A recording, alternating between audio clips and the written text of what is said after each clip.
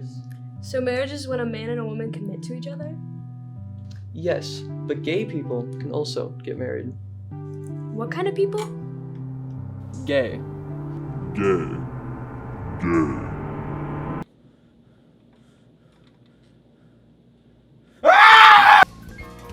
What was that? The teacher said gay, now Joe's gay. What'd you do to me? Now I'm gay. What? What did I do? All I did was say gay. Oh my god, it happened to me too. You look the same. So?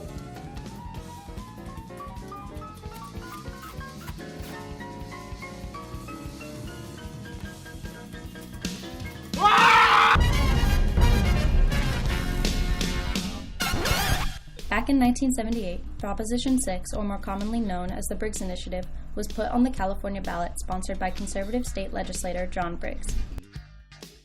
The Briggs Initiative stated that if a teacher was openly gay in private or in public, they could be fired from their job.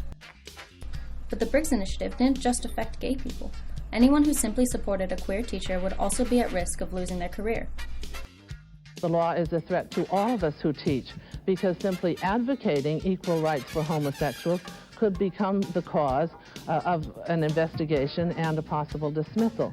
I really feel impugned by Proposition 6. I feel like it's dealing with me as a gay person, as a sexual being, not a human being.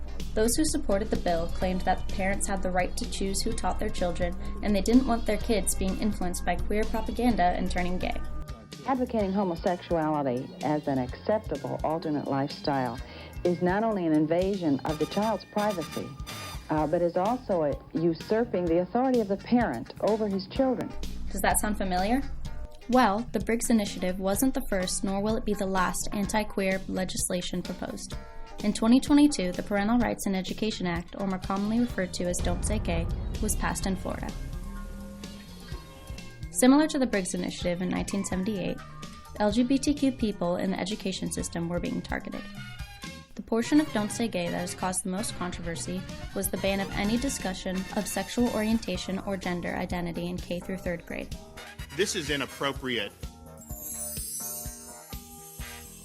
Walking out of class one day after the passage of the controversial bill in Tallahassee. They were protesting the so-called Don't Say Gay bill. However, only 1 year after the bill was originally passed, it was expanded to go all the way up to 12th grade. The intentional instruction on sexual orientation and gender identity is now banned in grades K through 12 unless that instruction is a part of a sexual development class or as a part of a discussion of court cases.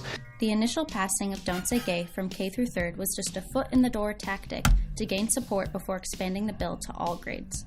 And once again, just like the Briggs Initiative, it sold the narrative of more parental rights to supporters. When same-sex marriage wasn't legal nationwide, that was the focus, that's how we can score our political points. Then it became legal and you couldn't really argue against same-sex marriage anymore, so you had to find something new. So I don't even think the folks who passed this have that much concern for this issue. But what was the problem with not being allowed to discuss sexual orientation and gender identity at school? Well, with the bill now in place, GSA clubs aren't allowed to meet, teachers can't ask their students their preferred pronouns, and queer history won't be taught. This makes it a lot harder for queer students to feel safe at school and denies the opportunity for all students to gain a larger worldview about people who may be different from them. Now you actually can't talk about anything in the K through 6 system. We even get the pushback when they're like, hey, can you identify this as a boy or identify that as a girl? And we're like, actually, that's illegal and you can't even do that. I mean, I think it's kind of stupid that's like a whole section of a person's identity they're not allowed to like express or talk about, and people that are exploring that identity can't even be educated about it in the first place. And Don't Say Gay isn't the only bill. Throughout the past few years, there has been a spike in anti-queer laws being proposed, almost quadrupling in 2023. Oftentimes, supporters of these types of laws have continuously weaponized religion to strengthen their argument that queerness is inherently sinful and teaching about it will only confuse children. According to the Word of God, it's an abomination to practice homosexuality. Going back to 1978, one of the most outspoken supporters for the Briggs Initiative was singer and Orange Juice spokesperson Anita Bryant. Starting in the 1970s, she formed the anti-queer Save Our Children coalition, and her image transformed from pop star to homophobic activist. Her talking points that queer teachers are just trying to recruit children into being gay or trans unfortunately are still often used today. Photographers, we did raise money to send back to Florida to try to defeat Anita Bryant's efforts there. Anita Bryant's leadership to defeat the law generated the national attention. In Victory last night, she talked about taking her anti-gay campaign on the road. Security agent, security agent. No, let him stay. No. Let him stay. Well, at least it's a fruit pie. Queer people and their allies organized protests to gain and spread awareness about the new proposition. One of the most well-known activists leading the fight in the 70s was the first openly gay member elected to the San Francisco Board of Supervisors, Harvey Milk. Milk took to the streets and led peaceful protests and marches up and down the state of California. This inspired LGBTQ+ people across the nation to begin standing up for their rights. I was born of heterosexual parents. I was taught by heterosexual teachers in a fiercely heterosexual society with television ads and newspaper ads, fiercely heterosexual, a society that puts down homosexuality. And why am I homosexual if I'm affected by role models? Every group has the same problems that rather than go out and do something positive, there are people within every group who look at those who have accomplished something and sit there and criticize. I came to San Francisco in 1974 as a young art student, primarily studying film and photography. And then I moved to the Castro because I was gay.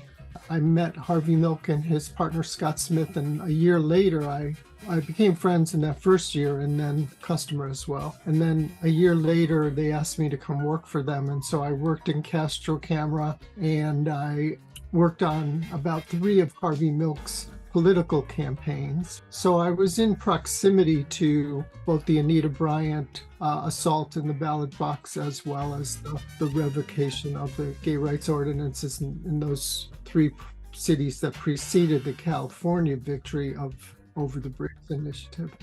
A new sense of community started to form, and queer people across the state came out to vote in record numbers. Due to this, the Briggs Initiative lost and never came into law in California. Although acceptance toward queer people has improved extremely since 1978, homophobia and transphobia are still ongoing issues in our communities and government.